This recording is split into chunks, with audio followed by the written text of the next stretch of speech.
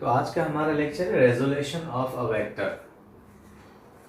इसके अंदर हम सीखेंगे कि हम एक वेक्टर को दो या दो से ज्यादा कंपोनेंट्स में कैसे रिजॉल्व करेंगे। ये टॉपिक आपसे क्या चाहता है? ये टॉपिक आपसे चाहता है कि आपको ये बात पता होनी चाहिए कि एक वेक्टर को रिजॉल्व कैसे किया जाता है। एग्जाम में आएगा state and explain resolution of a vector. ये बिलोंग करता है चैप्टर नंबर जो है फर्स्ट ईयर में 2 से, 9th में चैप्टर नंबर 4 से, और O एंड A लेवल से भी ये बिलोंग करता है। तो आपके ये तीनों पोर्शन कवर करेगा और एंट्रेंस एग्जाम में भी इसके कुछ सिंपल एमसीक्यूज आते हैं, हम वो भी सीखेंगे। तो हमारे पास टॉपिक है रेजोल्यूशन ऑफ अ वेक्टर। वैसे रिजॉल्व वर्ड का मतलब होता है कि किसी वेक्टर को 2 या 3 हिस्सों में ब्रेक करना। रिजॉल्व का मतलब ब्रेक करना, स्प्लिट करना या रिजॉल्व करना। तो मैंने एक वर्ड लिखा है, आपको ये 2 वर्ड याद होने चाहिए।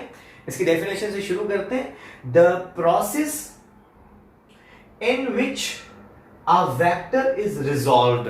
अब यहां जो ये रिजॉल्व्ड लिखा हुआ है ना, अब आप यहां पे वर्ड ये भी यूज कर सकते हैं, the process in which a vector is breaked, the process in which a vector is splitted into its rectangular component.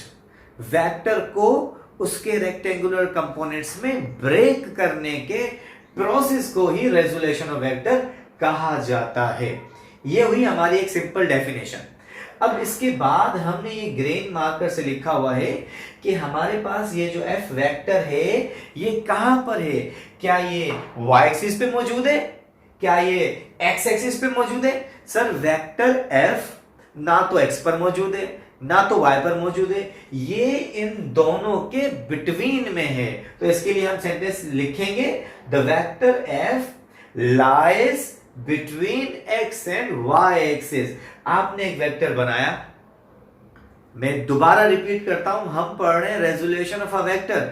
उसमें हमने एक वेक्टर को रिजॉल्व करना है। अब वो वेक्टर कहां पर होगा? वो वेक्टर fx और fy के बिटवीन में रखा जाएगा। वो हमने रख दिया।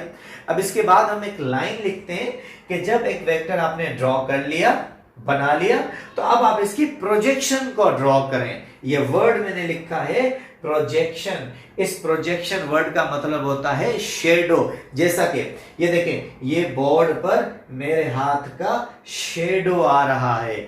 इसी तरीके से आपने इस F का शेडो प्रोजेक्शन Y पर भी गिरानी है और इसकी प्रोजेक्शन, इसका शेडो X पर भी गिराना है। और ये कैसे गिराया जाता है मैं आपको बताता हूं। ये आपके पास F वेक्टर है।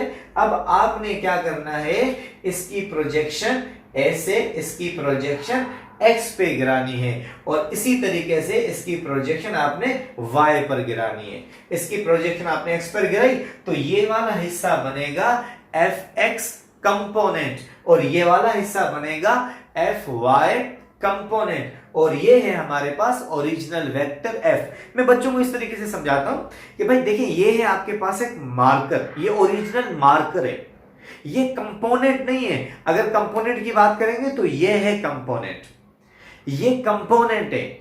और ये कौन सा कंपोनेंट है? सर ये फ्रंट वाला कंपोनेंट था। तो इसी तरीके से ये Fx क्या है? ये कंपोनेंट है जो कि x एक्सिस पे। ये क्या है? ये कंपोनेंट है जो कि y एक्सिस पे है। और ये हमारे पास ओरिजिनल वेक्टर F है और ये हमेशा F वेक्टर x एक्सिस के साथ कुछ ना कुछ एंगल बनाएगा और ये एंगल हम आगे चल के इसको फाइंड करना भी सीखेंगे।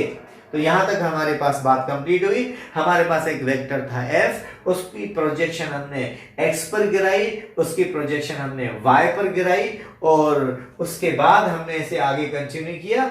हमने कहा कि भाई आप मुझे सिंपल ये देखकर बताएं, ये X एक्सिस, ये Y एक्सिस, ये ओरिजिनल वेक्टर F, क्या ये तीनों ट्राइएंगल बना रहे हैं या बना सकते हैं? सर अभी तो एज सच ये कोई ट्राइएंगल नहीं बना रहे, पर ये अपना ट्राइएंगल बना सकते हैं। कैसे?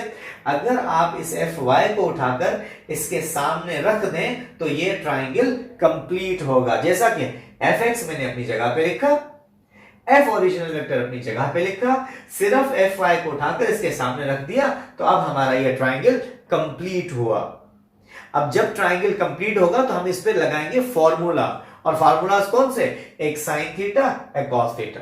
पर उससे पहले आपको ये बात पता होनी चाहिए कि साइड्स कैसे निकाली जाती हैं। ये 90 डिग्री, 90 के हमेशा सामने हाइपोटेन्यूज, मेन एंगल के सामने हमेशा परपेंडिकुलर, बाकी जो साइड बचेगी वो होगी हमारे पास बेस। 90 के सामने हाइपोटेन्यूज, मेन एंगल के सामने परपेंडिकुलर, बाकी जो साइड बचेगी वो होगी हमारे पास बेस। तो ये हमें साइड्स के नाम पता लगे। अब इसके बाद हमने कहा यूजिंग ट्रिग्नोमेट्रिक रेशियोज। अब ट्रिग्नोमेट्रिक रेशियोज क्या मतलब इसका, सर सिंपल इसका मतलब है sine theta, cos theta, tan theta, ये तीनों के तीनों फंक्शंस हैं। फिर इसके 3 अपोजिट इनवर्स भी हैं, हमें वो याद नहीं करने, वो हमारा टॉपिक नहीं है। हमारा टॉपिक सिर्फ ये है कि एक वेक्टर को रिजॉल्व कैसे किया जाता है, सर वो ये तरीका है इसको ऐसे रिजॉल्व किया जाता है। और उस पर कौन से 2 ट्रिग्नोमेट्रिक रेशियोज लगाने हैं, एक लगाना है साइन थीटा, एक लगाना है कॉस थीटा। अब मैं बच्चों को ऐसे याद करवाता हूं, ऐसी बहुत सारी ट्रिक्स हैं कि some people have, so on, ये पूरी एक ट्रिक चलती है, मैथ में पढ़ाई जाती है। अब हम इसको क्या पढ़ेंगे कि साइन पागल है, sine perpendicular upon hypotenuse, sine पागल है। तो ऐसे हम इसको याद रखेंगे, और यहां पे याद रखेंगे कि कॉस बावला है, साइन पागल है, कॉस बावला है। ऐसे आप इसको याद रख सकते हैं। बहुत सारी अलग अलग ट्रिक्स भी होती हैं। Sine perpendicular upon hypotenuse, sine आपने सेम रखा, परपेंडिकुलर की जगह आपने लगाया एफ वाई, यहां पे हाइपोटेन्यूज की जगह, this is the hypotenuse, hypotenuse की जगह आपने लगा दिया यहां पर एफ। अब ये एफ यहां आपके पास डिवाइड हो रहा है, और यहां पर ये एफ जाके मल्टीप्लाई, एफ डिवाइड हो रहा है, यहां एफ जाके मल्टीप्लाई, ये हो जाएगा एफ साइन थीटा। आप इसको शफल करें, एफ आई को यहां लेकर आए, इस पूरी साइड को यहां लेकर आए, तो ये आपके पास बनेगा f y is equal to f sine theta. इसी तरीके से अब आपने दूसरा ट्रिग्नोमेट्रिक रेशियो यूज करना है, जिसे कहा जाएगा कॉस थीटा। कॉस बराबर है बेस अपॉन हाइपोटेन्यूज। अब कॉस थीटा आपने यहां पे सेम रखना है, इक्वल टू आपने सेम रखना है। बेस क्या है, सर बेस तो एफ एक्स है, तो आपने यहां एफ एक्स रखना है। उसके बाद आपने नीचे क्या रखना है, हाइपोटेन्यूज, हाइपोटेन्यूज क्या है, एफ है। तो जब एफ यहां डिवाइड हो रहा होगा तो वहां जाके मल्टीप्लाई होगा, और आप दोनों को शफल करेंगे तो दोबारा यही फार्मूला आएगा कि f x is equal to f cos theta. तो ये है हमारा टॉपिक कि एक वेक्टर को 2 हिस्सों में कैसे रिजॉल्व किया जाए। उसकी डेफिनेशन लिखी, वो वेक्टर कहां पर लाई करता है आपने वो लिखा, पहली फिगर बनाई, उसकी आपने प्रोजेक्शन गिराई, प्रोजेक्शन गिराने के बाद एफ वाई को उठा के यहां रखा ताकि ट्राइंगल बने।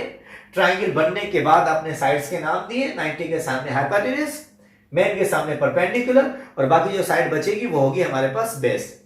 उसके बाद हमें ट्रिग्नोमेट्रिक रेशियोज लगाने थे, साइन थीटा लगाया, कॉस थीटा लगाया, साइन बराबर है परपेंडिकुलर अपॉन हाइपोटेन्यूज, आपने देखा परपेंडिकुलर साइड, आपने देखा हाइपोटेन्यूज, वो पूरी की पूरी आपने इसमें लगाई। इसी तरीके से कॉस वाला आपने सॉल्व करना है, और कॉस का आंसर आएगा f x is equal to f cos theta.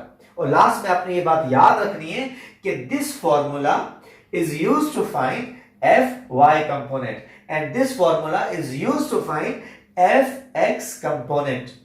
और एक और बात, ये लिखा हुआ है आपके पास टेन थीटा। अब ये जो टेन है इसको कहा जाता है फंक्शन, और ये जो थीटा है इसे कहा जाता है एंगल।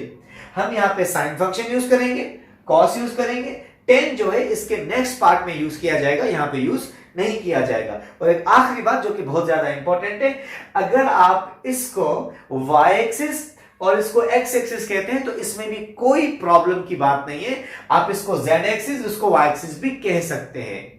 ठीक है, ये बात हम यहां तक रखते हैं। नेक्स्ट क्लास में हम कंटिन्यू करेंगे composition of a vector. Take your register, अपना पेन ले, रजिस्टर ले, इसको पॉज करें, इसको नोट डाउन करें, और ये आपके लिए बहुत ज्यादा बेनिफिशियल होगा for the board exam and for the entrance exam. Thank you very much.